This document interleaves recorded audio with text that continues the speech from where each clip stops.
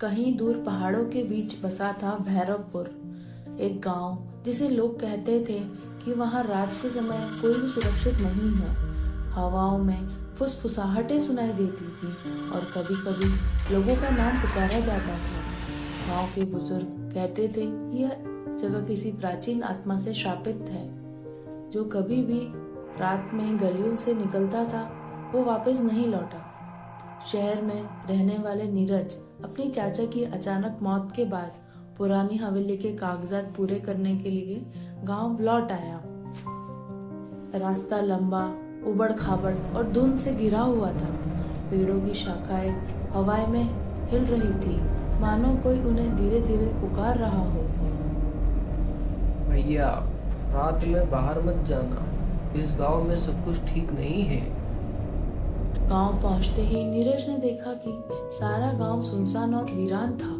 चौपाल खाली थी, दुकानें बंद थी और गलियों में हल्की धुंध घुल रही थी। नीरज हवेली में पहुंचा। पुराना दरवाजा चरमराता हुआ खुला और हवेली के भीतर काले साए घूम रहे थे। यहाँ सब खाली क्यों है? और ये साए, ये क्या हो रहा है? तभी उसकी नजर पुराने दोस्त अजय पर पड़ी। उसका चेहरा थका हुआ था, लेकिन आंखों में अजीब चमक थी। नीरज, तुम यहाँ क्यों आए हो? हवेली के कागजात पूरे करने के लिए। लेकिन यह जगह इतनी डरावनी क्यों है? यह गांव पहाड़ों की प्राचीन आत्मा से जुड़ा है। रात के समय यहाँ जो भी अकेला होता है उसे आत्मा खींच लेती है। कभी कभी वह तुम्हें सपनों में भी बुलाती है।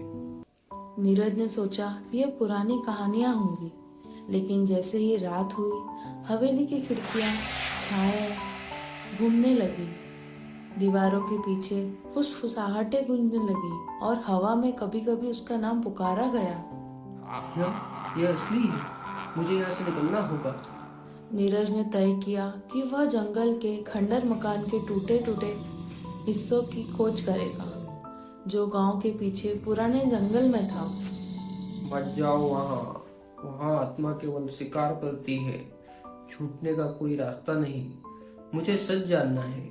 डर अब कोई काम नहीं आएगा। नीरज जंगल के बीच पहुंचा। चारों तरफ टूटे पत्थर और जली हुई मिट्टी थी। बीच में एक पुराना दिया बुझा हुआ पड़ा था। उसने धीरे धीरे दिया जलाया। जैसे ही लौ उठी, हवाओं में सिसकियां और भयानक चीखें गूंजने लगी।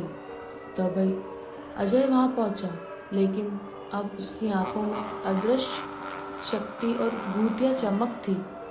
नीरज, अब तुम इस शक्ति का हिस्सा हो। मेरी आत्मा इसी खंडर मकान में कैद थी। तुम्हें ही मुक्त करने वाला पात्र चुना गया है। नहीं, मैं भागूंगा। नीरज ने चारों तरफ देखा।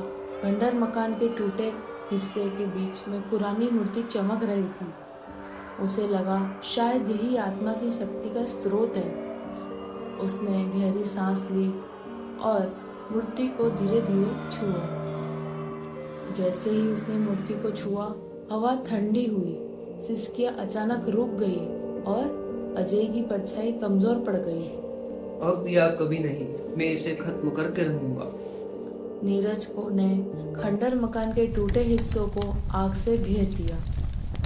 आग में धुआं उठता गया और अचानक अजय की परछाई चीखती हुई गायब हो गई।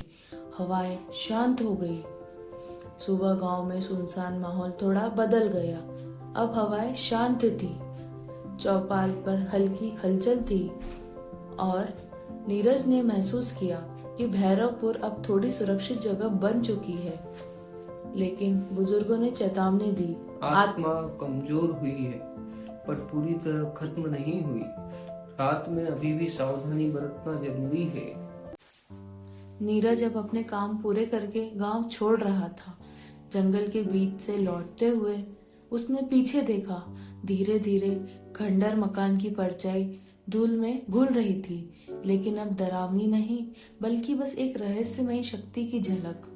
और यही भैरवपुर की रातों की नई कहानी थी, जहाँ डर अभी भी है, लेकिन साहस भी साथ।